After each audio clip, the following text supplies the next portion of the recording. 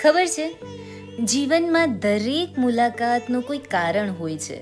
કેટલાક લોકો ફક્ત પસાર થઈ જાય છે અને કેટલાક આખી જિંદગીની દિશા બદલી જાય છે. આજે જે વાર્તા હું તમને સંભળાવવા જઈ રહી છું એ પણ એવી જ એક મુલાકાતની વાર્તા છે. હેલો એવરીવન, કેમ છો? મજામાં છો?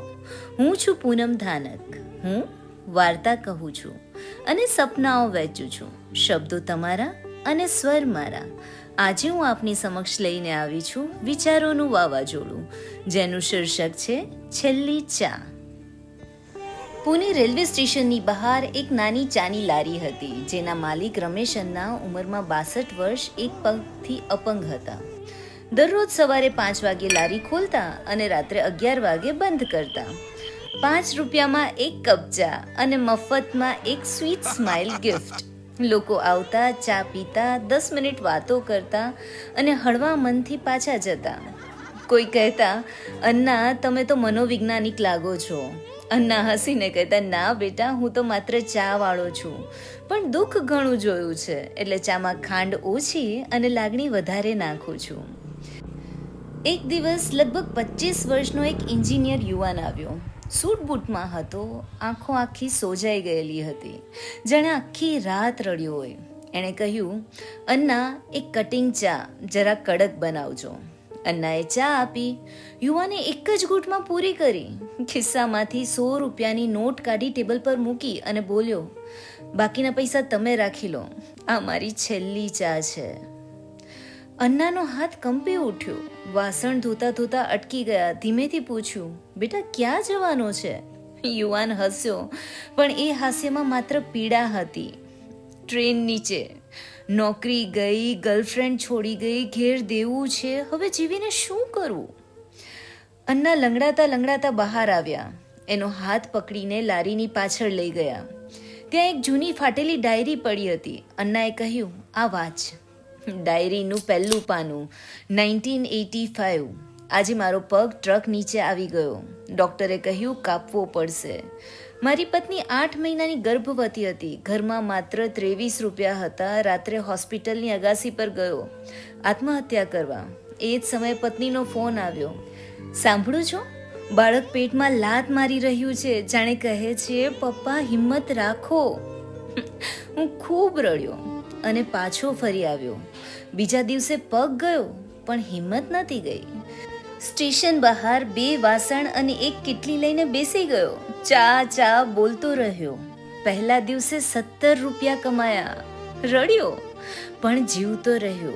ડાયરીનું બીજું પાનું. 1993. આજે મારી પત્ની કેન્સરથી મરણ પામી. હાથમાં 6 વર્ષનો દીકરો હતો. લોકોએ કહ્યું, અનાથ આશ્રમમાં મૂકી દે. મેં કહ્યું, મારો એક પગ ગયો છે, બાપપણું નહીં જવા દઉં. આખી રાત ચા વેચી. દીકરાને ભણાવ્યો, એન્જિનિયર બનાવ્યો. આજે અમેરિકામાં છે. કહે છે, પપ્પા અહીં આવી જાઓ ને. હું કહું છું, બેટા મારા ગ્રાહકોનું દુઃખ કોણ સાંભળશે? ડાયરીનું છેલ્લું પાનું. 2018. આજે હું 62 વર્ષનો છું. એક પગ નથી, પત્ની નથી, દીકરો દૂર છે, છતાં દરરોજ 200 લોકો મને અન્ના કહીને બોલાવે છે.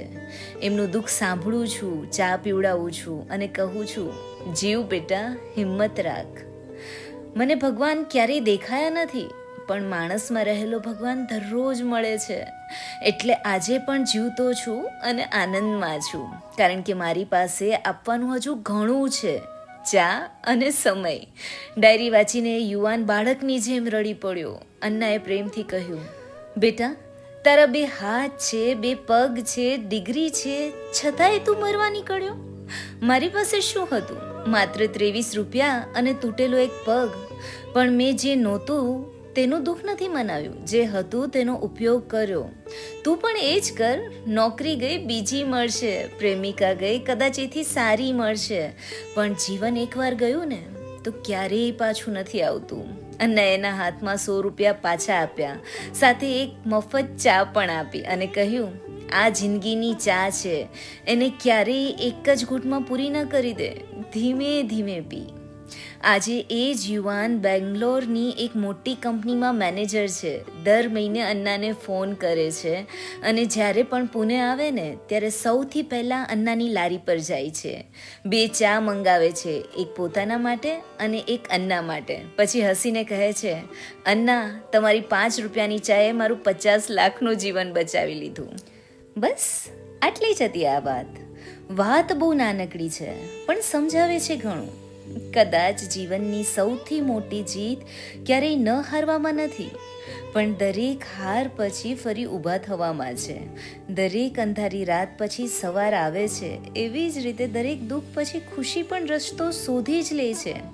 એટલે જીવન તમને ગમે તેટલી કસોટી આપે પણ જીવનથી ક્યારેય હાર ન માનવી. કદાચ આજે જે પીડા તમને રડાવે છે ને, એ જ આવતીકાલે કોઈ બીજાને જીવવાનું કારણ બની શકે છે.